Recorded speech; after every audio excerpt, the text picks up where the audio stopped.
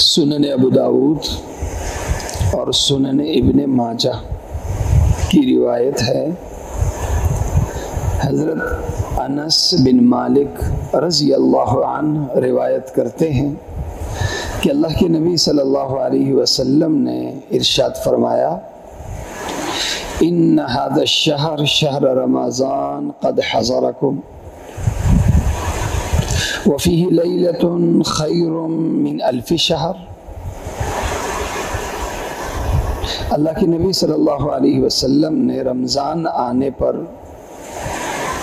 ارشاد فرمایا کہ دیکھو یہ رمضان کا مہینہ عظیم مہینہ ہے، اس مہینے کے اندر یا اس مہینے کی عظمت کے اظہار میں اللہ نے اس میں ایک رات رکھی ہے،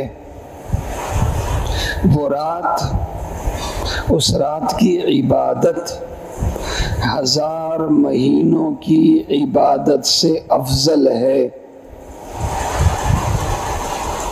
یوم عرفہ کی بھی فضیلت ہے، اس سے 2 سال کے گناہ معاف ہوتے ہیں، اور لیلۃ القدر کی بھی فضیلت ہے، لیکن اتنی بڑی فضیلت کہ اس رات کی عبادت 1000 مہینوں کے برابر نہیں بلکہ 1000 مہینوں سے افضل ہے۔ پھر فرمایا اللہ کے نبی صلی اللہ علیہ وسلم نے، من حرم خیرہا فقد حرم کلہ، جو شخص لیلۃ القدر کی عبادت سے محروم رہا وہ ہر چیز سے محروم ہو گیا۔ جو ایک شخص کو پرواہ ہی نہیں ہے، لیلۃ القدر گزر گئی اور وہ اس سے فائدہ نہ اٹھا سکا، تو جو شخص لیلۃ القدر کا فائدہ نہ اٹھائے، اس کا مطلب ہے کہ وہ کسی بھی اچھی چیز کا فائدہ اٹھانے کا اہل اور قابل نہیں ہے۔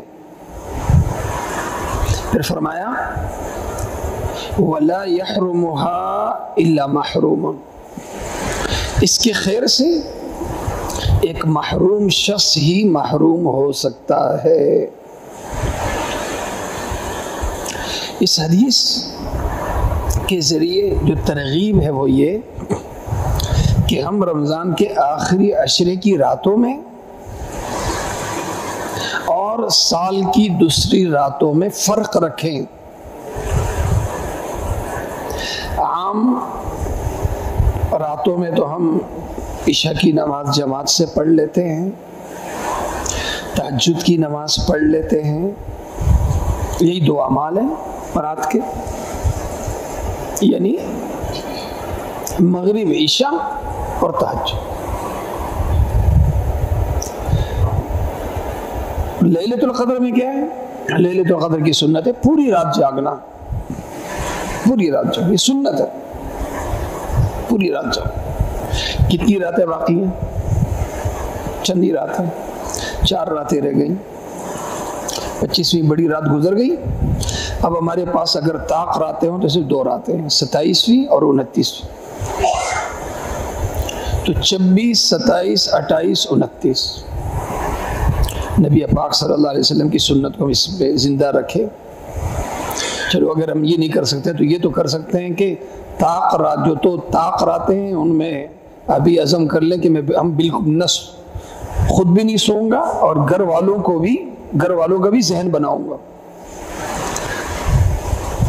سارے گھر والے جاگ کے گزاریں گے، ابھی سے ذہن بنا لو اپنے گھر والوں کا۔ اور جو 2